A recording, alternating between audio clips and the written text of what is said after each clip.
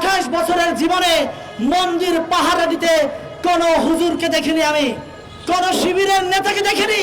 কিন্তু ওই 2024-এ আমি দেখেছি যে আমার মুসলমান ভাইরা বৌদ্ধ মন্দির কিভাবে পাহারা দিয়েছে, হিন্দু মন্দির কিভাবে পাহারা দিয়েছে।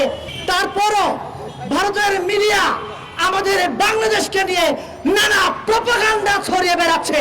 বাংলাদেশের দিকে চোখ তুলে তাকাবা, ওই চোখ আমরা উপড়ে ফেলবো। মোদির ইশারায় চলিও না ভাই।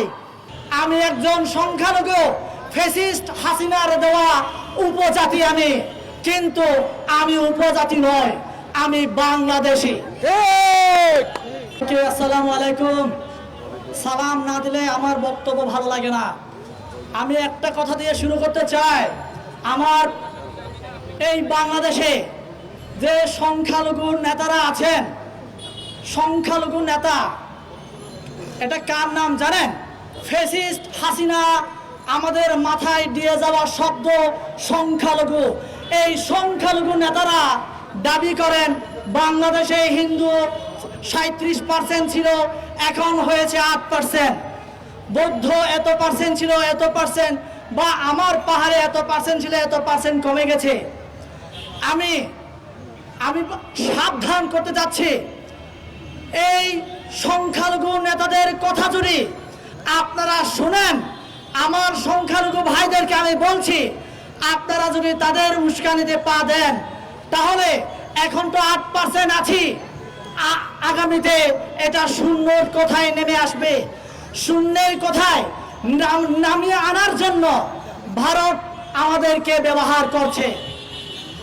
হয়তোবা আপনারা অনেকে বলবেন ভারতের এখানে হাত কি, ভারত কিভাবে এখানে কাজ করছে। আপনাদের মনে প্রশ্ন জাগতে পারে, আমি উপজাতি নয়, আমি বাংলাদেশি। আজকে আমাকে উপজাতি বললে আপনারা চিনেন, কিন্তু আমি যখন চাক বলি আপনারা আমাকে চিনেন না। আজকে বাংলাদেশে আমরা 6000 আছি, আগামীতে এই 6000ও বাংলাদেশে থাকবো না যদি এই আমরা সেই মোদির ইশারায়, ইসকনের ইশারায় আমরা যদি তাদের কোন কথা মতো চলি। আমি সাবধান করতে যাচ্ছি, আহ্বান করতে যাচ্ছি, এই বাংলাদেশে যা হিন্দু আছে, বৌদ্ধ আছে, খ্রিস্টান আছে, এই ধর্মের যারা আছে সাধারণ ভাইদেরকে আমি আহ্বান জানাতে চাই, আপনারা ফাঁদে পা দিবেন না। আমরা যদি ফাঁদে পা দেই তাহলে বাংলাদেশ থেকে আমরা নিশ্চিহ্ন হয়ে যাব। আপনারা দেখেছেন কিনা এই 2024-এর বিপ্লবের সরকারের সময় 28 বছরের জীবনে মন্দির পাহারা দিতে কোন হুজুরকে দেখিনি, আমি কোন শিবিরের নেতাকে দেখিনি। কিন্তু ওই 2024-এ আমি দেখেছি যে আমার মুসলমান ভাইরা বৌদ্ধ মন্দির কিভাবে পাহারা দিয়েছে, মন্দির কিভাবে হিন্দু মন্দির কিভাবে পাহারা দিয়েছে, আমি এটা দেখেছি। এটা কি আমাদের বাংলাদেশের জন্য, সম্প্রীতির বাংলাদেশ বলার জন্য কি যথেষ্ট নয় কিনা? তারপরও ভারতের মিডিয়া আমাদের বাংলাদেশকে নিয়ে নানা প্রপাগান্ডা ছড়িয়ে বেড়াচ্ছে।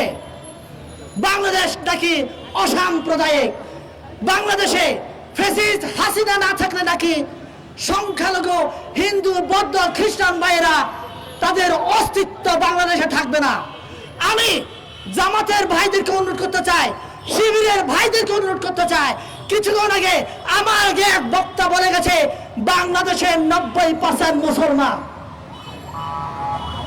এই 90% মুসলমানের কাছে আমার আহ্বান থাকবে, আপনারা দেখিয়ে দেন এই বাংলাদেশের মানচিত্রে একমাত্র মুসলমানরাই ভিন্ন ধর্মাবলম্বী ভাইদেরকে বুকে আগলে নিয়ে নিরাপত্তা দিয়ে রেখেছে। এটার উজ্জ্বল দৃষ্টান্ত বাংলাদেশ ছাড়া পৃথিবীতে অন্য কোনো দেশ নাই। এটা আপনারা দেখিয়ে দেন। আপনাদের কাছে এটাই আমার আহ্বান থাকবে। তাহলে আজকে কে হিন্দু মারা গেল, কে মুসলমান মারা গেল, এই বিচার বিশ্লেষণে আমাদেরকে সমাবেশ করতে হবে না।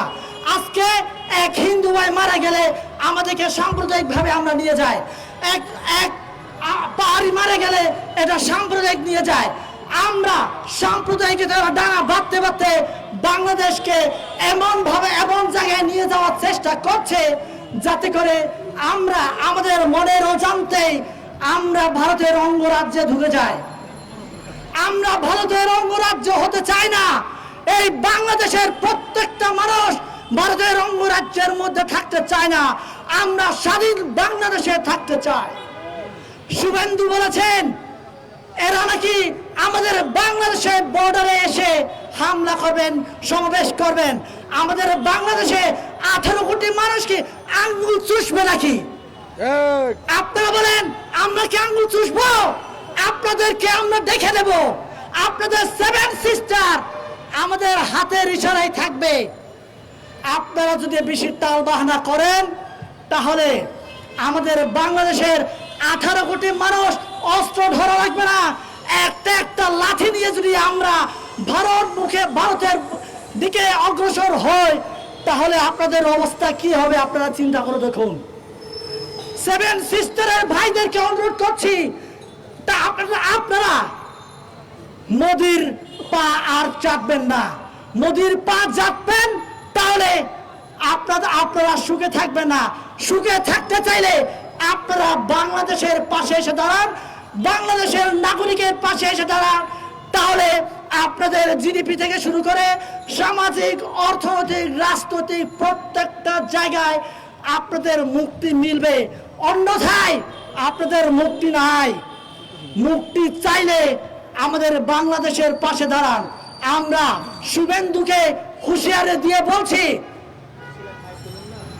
আমরা এখনো মরে যাইনি, আমরা বেঁচে আছি। আমরা বেঁচে আছি। বাংলাদেশের দিকে চোখ তুলে তাকাবো, ওই চোখ আমরা উপড়ে ফেলবো। আমরা উপড়ে ফেলবো। মোদির ইশারায় চলিও না ভাই।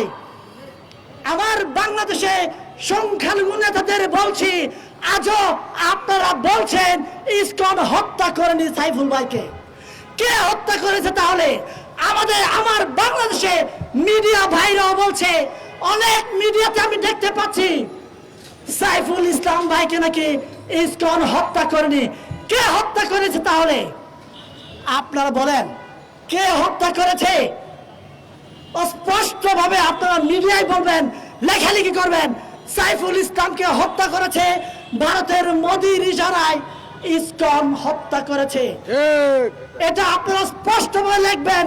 কোন টাল বাহানা করে কোন হেডিং দিয়ে আপনারা লেখালেখি করবেন না।